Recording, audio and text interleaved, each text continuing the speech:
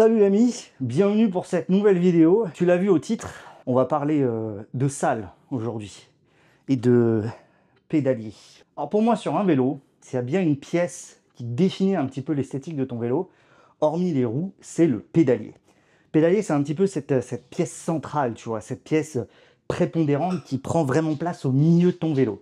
Alors bien sûr, il y a un élément de performance, il y a toujours ces débats, est-ce qu'il faut 1, 2, 3, 12 vitesses, on n'en sait rien, mais il est là. Et forcément, il y a énormément de fabricants de pédaliers qui essayent tous de se démarquer en proposant différentes choses, différents setups. Par exemple, celui que tu m'as vu utiliser plusieurs fois, c'est White Industries. Ils font des trucs de malade, tu as plein de configurations possibles.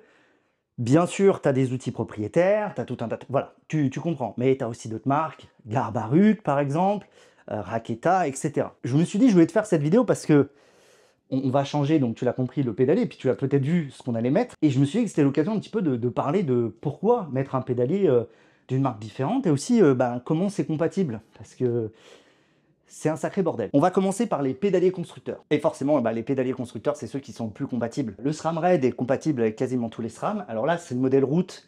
Et maintenant, il faut faire attention parce que tu as aussi les road wide, donc qui ont un peu plus largeur de ligne de chaîne et tout. Tu as les gravel et tout, mais je ne vais pas rentrer dans ces détails. Ceux-là, c'est les plus compatibles. Par exemple, le SRAM, tu sais que toutes les chaînes SRAM vont aller quasiment, même les flat top, etc. Pas de souci. Shimano, donc c'est pareil, suivant les gammes. L'avantage, c'est qu'en plus, quand tu restes dans la même marque, tout est plus ou moins intercompatible. Là, j'ai du Red avec du Rival. Ça fonctionne nickel. Et ça, c'est à peu près partout pareil, quelle que soit la marque. Hein, que tu ailles chez Shimano ou chez Compay. La petite différence, c'est que les mixer entre eux, ça par contre, c'est beaucoup plus compliqué. Assez dur de mixer du Shimano avec du SRAM. Enfin, tu peux, mais là, il faut choisir la bonne chaîne. Donc, il faut l'avoir en tête. Et donc là, la question que tu te poses, c'est, alors, ces pédaliers, White Industries, Garbaruk ou encore Ingrid, puisque c'est ce qu'on va parler, comment fonctionne-t-il avec les groupes? C'est là où c'est plutôt fort, c'est que tout se fait au niveau du plateau et au niveau de la ligne de chaîne. Donc en gros, les constructeurs ont en général différentes gammes, différentes largeurs de pédaliers, etc. Par exemple, je prends le cas de Ingrid. Ils ont 3 ou 4 différentes largeurs d'axes. Donc en gros, tu commandes un axe qui va aller soit sur ton gravel, soit sur ton route, etc. Et ça va te donner une ligne de chaîne compatible avec avec ta cassette. Et donc à ce moment-là, tu peux faire du mix and match. Tu l'as déjà vu d'ailleurs sur mon gravel, sur mon Omnium. J'ai un pédalier White Industries avec une transmission Eagle et une cassette Garbaruk. Et en fait, encore une fois, la plupart des constructeurs tiers vont faire des plateaux compatibles avec les groupes et avec la plupart des chaînes. Parce que oui, en fait, ce qui se passe, c'est que SRAM, par exemple, ils adorent les chaînes flat top, mais tout n'est pas compatible avec les chaînes flat top. Mais il se trouve en l'occurrence que la plupart des fabricants tiers sont compatibles avec les chaînes flat top. Alors maintenant, si tu veux faire un peu de tuning sur ton vélo, c'est le meilleur moyen d'acheter un pédalier alternatif. Et aujourd'hui, on va parler de Ingrid Component. Mais aussi, tu peux faire du tuning sans changer tout ton pédalier, tu peux juste acheter un plateau compatible. Par exemple, avec le SRAM Red, je peux mettre un plateau en 107 de BCD, mais aussi carrément un plateau 8 trous en direct mount. Et ça, plein de marques le proposent. Alors Ingrid, si tu ne connais pas, c'est un petit artisan italien qui propose tout un tas de composants dits alternatifs. Ils ont des dérailleurs, notamment, à ses côtés, parce qu'ils sont très très bien finis, 11 et 12 vitesses. Ils ont des cassettes aussi, donc compatibles avec les cordes cassettes Shimano et SRAM, mais ils ont aussi des pédaliers. Aujourd'hui, c'est ça dont on va parler. Alors le pédalier est livré en kit, tout simplement parce que sur le site Ingrid, tu peux le configurer de A à Z, donc choisir la taille, la longueur, etc. Tout commence par l'axe. Donc quel type de vélo as-tu? En l'occurrence, pour tout ce qui est gravel et XC, on part sur la largeur 131. Et le 131, tu vois, ça donne ça à peu près. Tu vois, c'est l'axe qui est fourni nu, sans les manivelles. Tu as le boîtier de pédalier, on y reviendra après, c'est pas très important.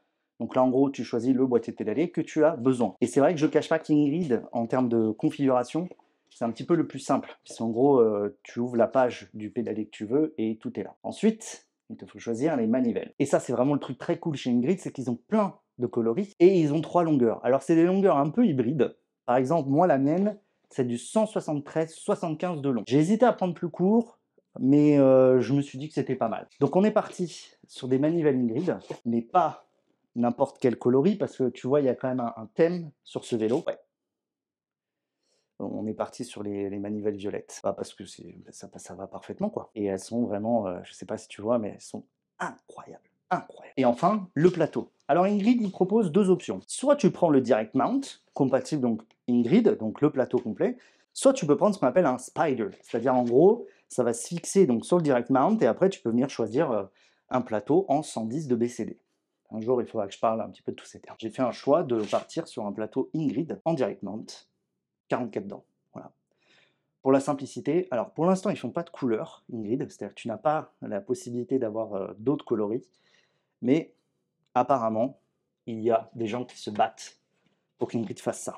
Et donc ça, c'est ce qu'on va monter à la place du SRAM Red. Je t'entends me dire, mais attends, attention, t'as un pédalier carbone, haute performance, compatible. Pourquoi t'emmerder à prendre un pédalier non compatible? Mais en fait, c'est pas une question de performance avec tension, c'est toujours une question de tuning. Et un bon tuning passe par un pédalier que j'appelle alternatif. Alors là, je t'en ai cité quelques-uns, donc Ingrid, Garbaruk, notamment White Industries. Il y en a beaucoup d'autres aussi de compatibles et qui peuvent fonctionner avec ta transmission. Alors je dis bien peuvent parce que quand tu commences à rentrer là-dedans, c'est un petit peu comme dans l'automobile ou la moto, quand tu commences à modifier des choses, tu peux faire face à des problèmes de compatibilité. Et ça, il faut en être conscient. C'est simple, c'est là, en fait, il peut y avoir des problèmes de compatibilité. Et tu pourras pas y faire grand-chose. Regarde bien ce que le fabricant conseille. Par exemple, Garbaruk déconseille d'utiliser des chaînes KMC avec ses cassettes. Moi, j'utilise une chaîne KMC, ça passe. SRAM te dit que les chaînes Shimano ne sont pas compatibles. Or, certaines chaînes Shimano fonctionnent. Et c'est là où en fait tu rentres un petit peu dans un milieu fermé des gens qui font un peu n'importe quoi. Tu vas aussi me poser la question, attention, les prix des pédaliers alternatifs sont complètement indécents. Ce à quoi je te réponds oui.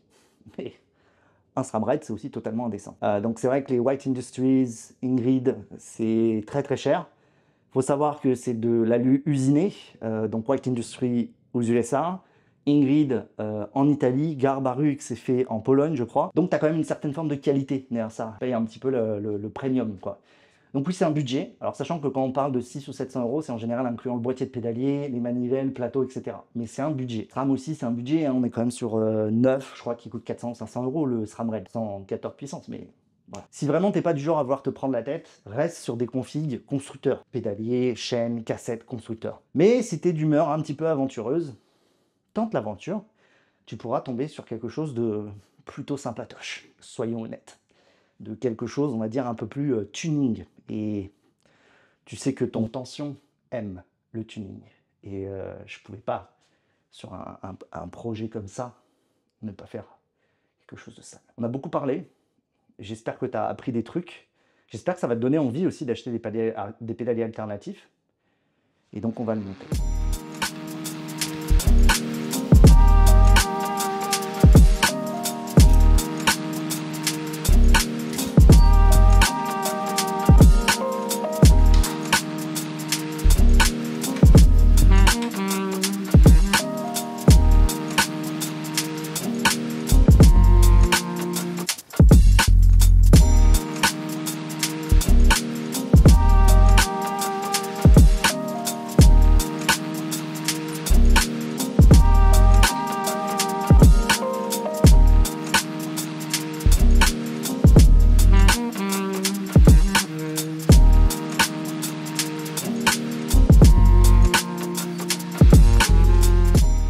Donc voilà un petit peu tout ce que je pouvais te dire sur les pédaliers de vélo.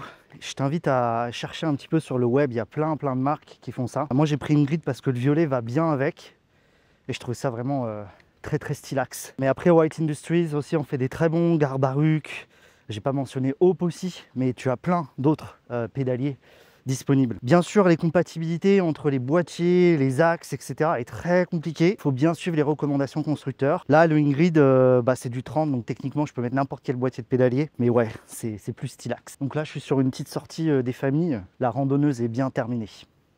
Allez, je continue.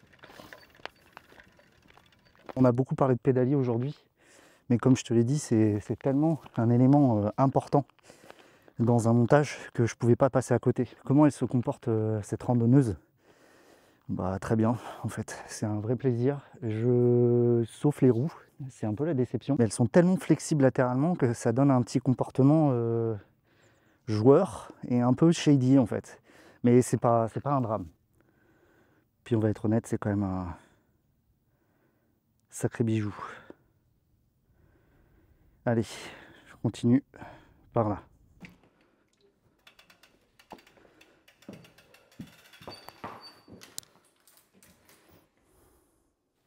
Bah, c'était une petite sortie sympathique. Je sais, je t'ai probablement pas montré grand chose. On a bien souillé le vélo. Et ça, c'est ce qu'on aime. Comme tu l'as vu, j'ai décidé de faire cette vidéo un peu focus sur les pédaliers, mais pas uniquement enfin, les pédaliers de vélo de route au final et de vélo de gravel. Et je pense, tu vois, on peut faire original quand même. On n'est pas obligé de rester dans les clous des constructeurs. Et même si à l'arrière et ta chaîne, c'est des trucs constructeurs, tu peux quand même procéder à un petit tuning. Là, c'est sûr, on a montré des pièces très chères, mais on peut aussi faire pour beaucoup moins cher. C'était à peu près tout ce que je voulais te montrer aujourd'hui. J'espère que tu as apprécié cette vidéo et ce petit moment où je te partageais pas mal d'infos. Et sur ce, ben, je me casse.